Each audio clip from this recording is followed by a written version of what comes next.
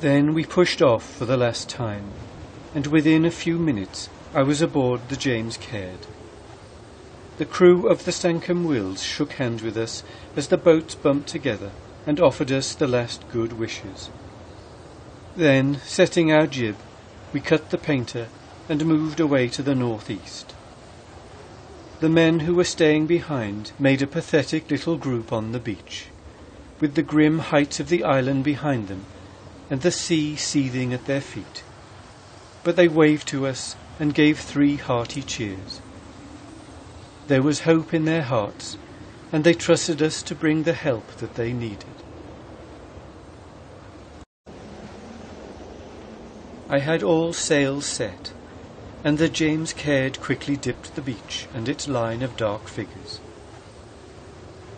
The westerly wind took us rapidly to the line of pack, and as we entered it, I stood up with my arm around the mast, directing the steering, so as to avoid the great lumps of ice that were flung about in the heave of the sea.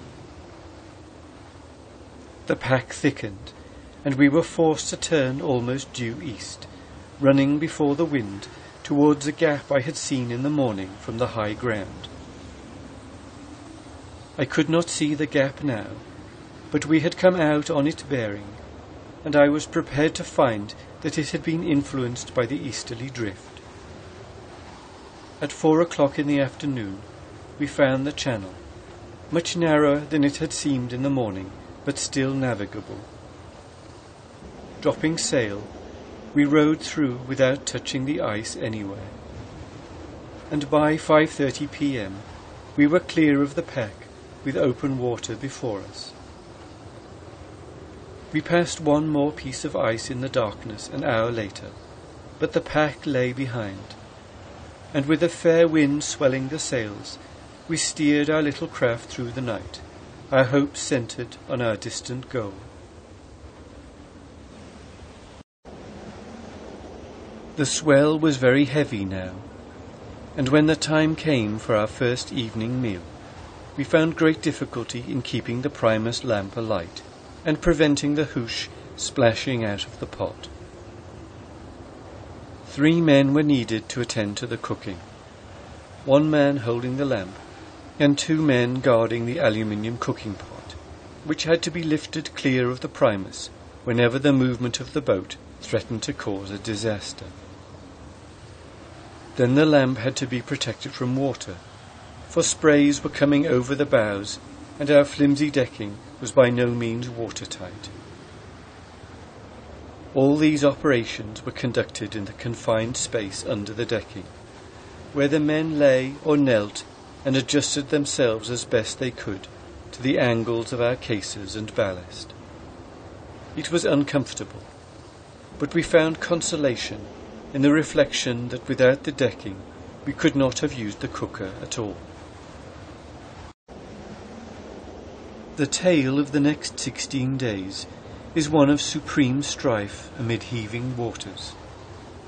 The sub-Antarctic ocean lived up to its evil winter reputation. I decided to run north for at least 2 days while the wind held, and so get into warmer weather before turning to the east and laying a course for South Georgia. We took 2 hourly spells at the tiller.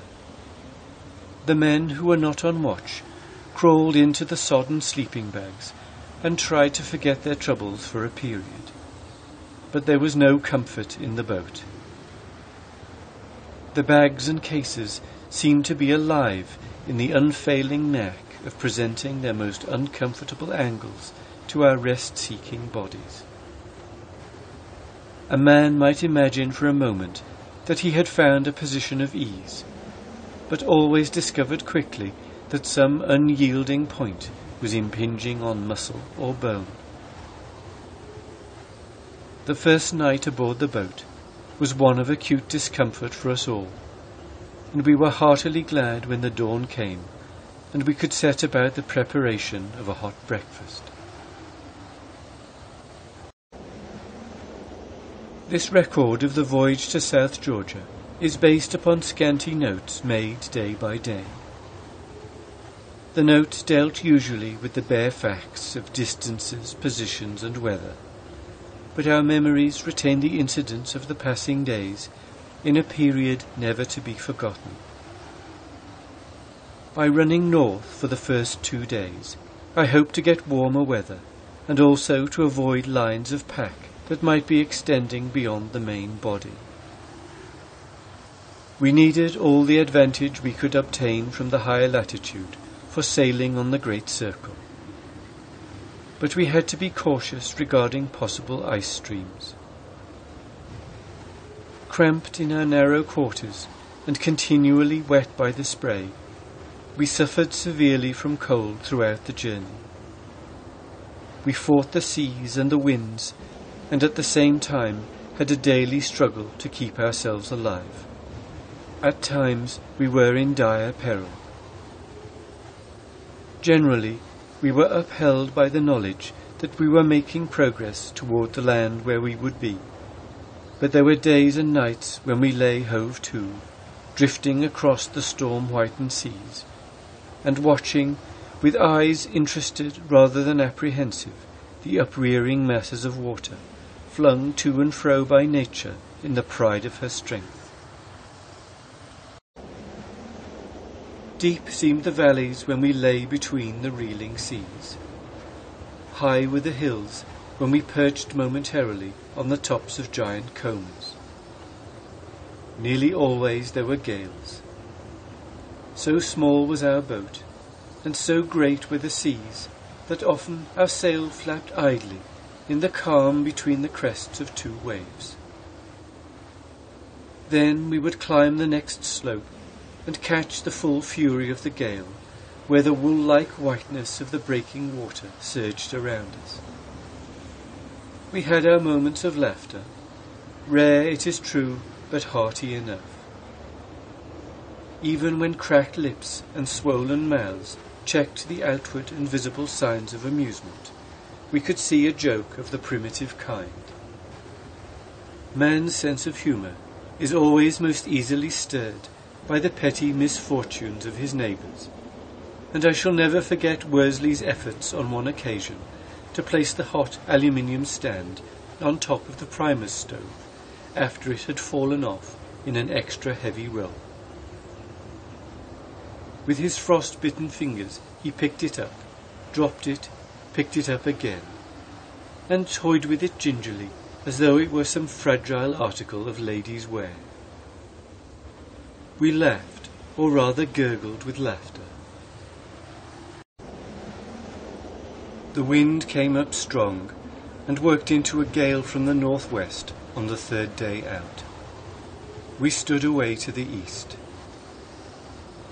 The increasing seas discovered the weaknesses of our decking.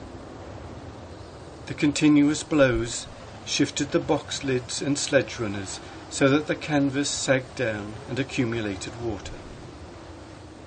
Then icy trickles, distinct from the driving sprays, poured fore and aft into the boat. The nails that the carpenter had extracted from cases at Elephant Island and used to fasten down the battens were too short to make firm the decking. We did what we could to secure it, but our means were very limited, and the water continued to enter the boat at a dozen points. Much bailing was necessary, and nothing that we could do prevented our gear from becoming sodden. The searching runnels from the canvas were really more unpleasant than the sudden definite douches of the sprays.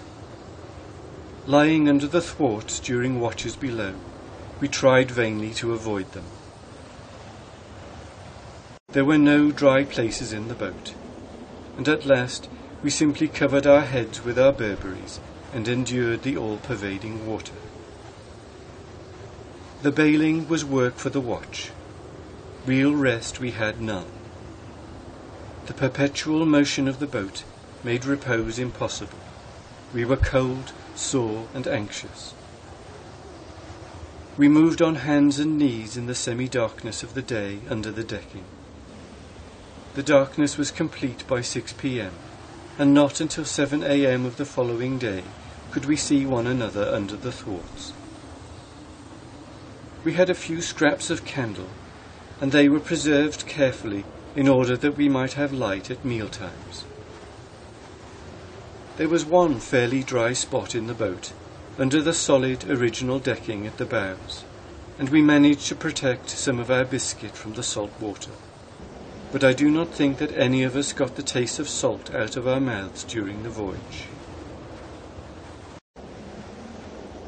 The difficulty of movement in the boat would have had its humorous side if it had not involved us in so many aches and pains.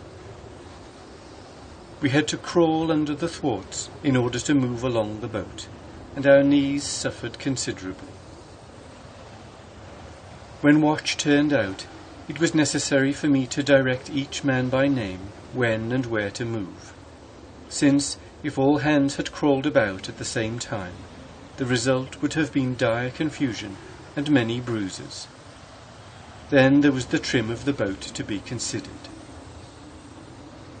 The order of the watch was 4 hours on and 4 hours off, 3 men to the watch. One man had the tiller ropes, the second man attended to the sail, and the third bailed for all he was worth. Sometimes, when the water in the boat had been reduced to reasonable proportions, our pump could be used. This pump, which Hurley had made from the Flinders bar case of our ship's standard compass, was quite effective, though its capacity was not large. The man who was attending the sail could pump into the big outer cooker, which was lifted and emptied overboard when filled. We had a device by which the water could go direct from the pump into the sea through a hole in the gunwale, but this hole had to be blocked at an early stage of the voyage, since we found that it admitted water when the boat rolled. While a new watch was shivering in the wind and spray, the men who had been relieved groped hurriedly among the soaked sleeping bags and tried to steal a little of the warmth created by the last occupants. But it was not always possible for us to find even this comfort when we went off watch. The boulders that we had taken aboard for ballast had to be shifted continually in order to trim the boat and give access to the pump, which became choked with hairs from the moulting sleeping bags and finneskoe. The 4 reindeer skin sleeping bags shed their hair freely owing to the continuous wetting, and soon became quite bald in appearance. The moving of the boulders was weary and painful work. We came to know every one of the stones by sight and touch, and I have vivid memories of their angular peculiarities even today. They might have been of considerable interest as geological specimens to a scientific man under happier conditions. As ballast they were useful. As weights to be moved about in cramped quarters, they were simply appalling. They spared no portion of our poor bodies. Another of our troubles worth mention here was the chafing of our legs by our wet clothes, which had not been changed now for 7 months. The insides of our thighs were rubbed raw, and the 1 tube of hazeline cream in our medicine chest did not go far in alleviating our pain, which was increased by the bite of the salt water. We thought at the time that we never slept.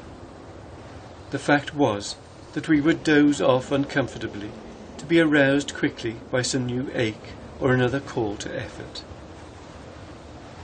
My own share of the general unpleasantness was accentuated by a finely developed bout of sciatica. I had become the possessor of this originally on the floe several months earlier. Our meals were regular in spite of the gales.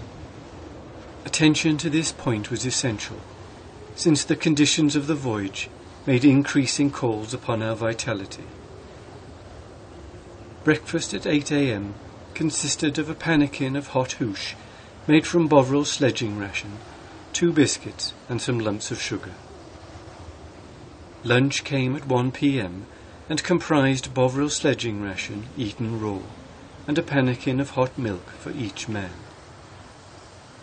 Tea at 5 p.m. had the same menu. Then, during the night, we had a hot drink, generally of milk.